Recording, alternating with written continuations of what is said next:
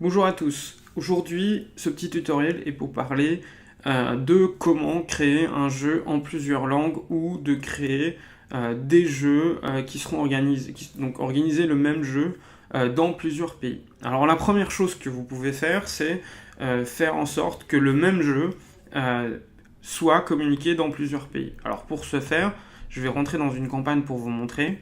Quand vous allez dans l'onglet configuration, vous avez la possibilité de configurer un jeu en plusieurs langues. Donc ici, je vais avoir mon jeu en français, en anglais, en espagnol, ou en allemand, en portugais, en italien, en polonais. Si jamais la langue n'est pas disponible, on peut l'ajouter en faisant des développements. Donc, par exemple, je voudrais le coréen, je voudrais le chinois, le mandarin, etc., ou la langue arabe. Aujourd'hui, elles ne sont pas disponibles par défaut, donc une première manière de l'ajouter, c'est que nous, techniquement, on réalise un développement pour vous pour l'activer dans votre campagne et vous permettre de l'avoir à disposition. Le gros avantage, c'est que vous allez pouvoir personnaliser l'ensemble des textes et des visuels propres à cette langue-là, et elle sera automatiquement reconnue par le navigateur. Donc ici, je vais avoir français, anglais, espagnol. Je vais choisir comme langue par défaut l'anglais. Pourquoi? Si je suis un utilisateur et que mon navigateur n'est ni en français, ni en anglais, ni en espagnol, c'est la langue par défaut qui sera utilisée. Donc là, je vais l'activer. Voilà. Et vous allez voir.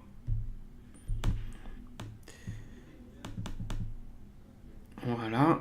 Je vais attendre que ça sauvegarde. Et vous allez voir, une fois que je vais aller dans l'accueil, ici, je vais retrouver mon jeu en plusieurs langues. Alors, par défaut, vous allez avoir le focus sur l'anglais parce que ça va être ma langue par défaut. Et ensuite, vous allez pouvoir personnaliser chaque langue. Alors, comment ça se présente côté participant? Dès qu'il va rentrer dans le jeu, il aura à la fois la langue qui sera automatiquement affichée par rapport à son navigateur et il aura la possibilité de switcher son jeu dans plusieurs langues. Donc ça, c'est la première manière de créer un jeu. L'autre manière, si vous souhaitez lancer plusieurs jeux avec une base de données respective par pays, donc là vous devez créer autant de jeux que vous aurez de pays. Je prends un exemple, ici j'ai créé un Bonto, donc je souhaite avoir le jeu dans une langue arabe par exemple.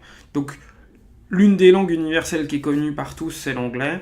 Donc la stratégie, ça va être d'utiliser le jeu dans une base anglais, mais je vais l'appeler Bonto Japon, par exemple, et je vais pouvoir directement, alors je vais prendre Google Translate pour vous montrer, voilà ici, je vais prendre du japonais,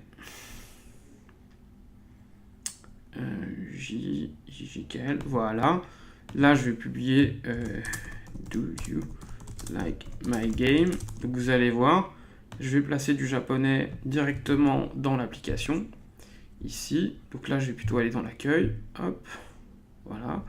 Je vais placer à la place de mon titre, ici, en japonais. Hop, je vais le recopier ici.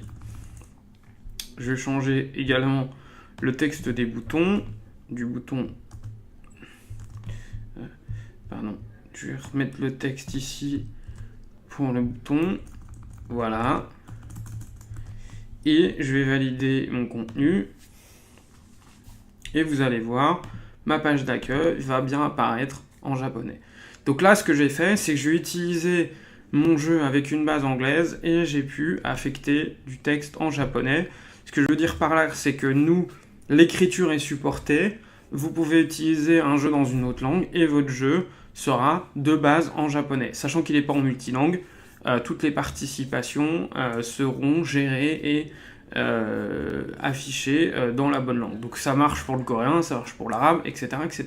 La seule chose qu'il faudra faire, c'est de nous contacter pour s'assurer que les données qui sont enregistrées le soient correctement. Pourquoi? Parce que, par exemple, pour le caractère en japonais, l'encodage au niveau de l'enregistrement est spécifique à la langue et donc nous devons appliquer un fixe au niveau du formulaire pour faire en sorte que les données s'enregistrent correctement et dans la casse, dans le caractère propre au japonais. Voilà. Donc vous pouvez faire ça pour du coréen, etc. Et ce qu'il faut bien que vous reteniez, c'est que ici dans votre liste de campagne, vous aurez Bonto Japon, Bonto français, Bonto anglais, etc. Si vous voulez que chaque pays dispose de son propre jeu avec sa propre base de données. Si c'est un jeu en multilingue, vous aurez à chaque fois dans l'export la langue du navigateur. Ça ne spécifiera pas le pays, mais vous aurez dans les exports à chaque fois la langue du navigateur, ce qui vous permettra de vérifier par exemple toutes les personnes qui sont d'origine anglaise, toutes les personnes qui sont d'origine française, etc. Mais le plus qualitatif pour être sûr que l'ensemble des participations viennent bien du Japon ou viennent bien de l'Uruguay ou par exemple de Norvège, vous devrez créer un jeu par pays. Voilà, j'espère que c'est plus clair pour vous. Le fait de créer un jeu en plusieurs langues ou de créer un jeu par pays et comment le configurer dans Social Shaker directement.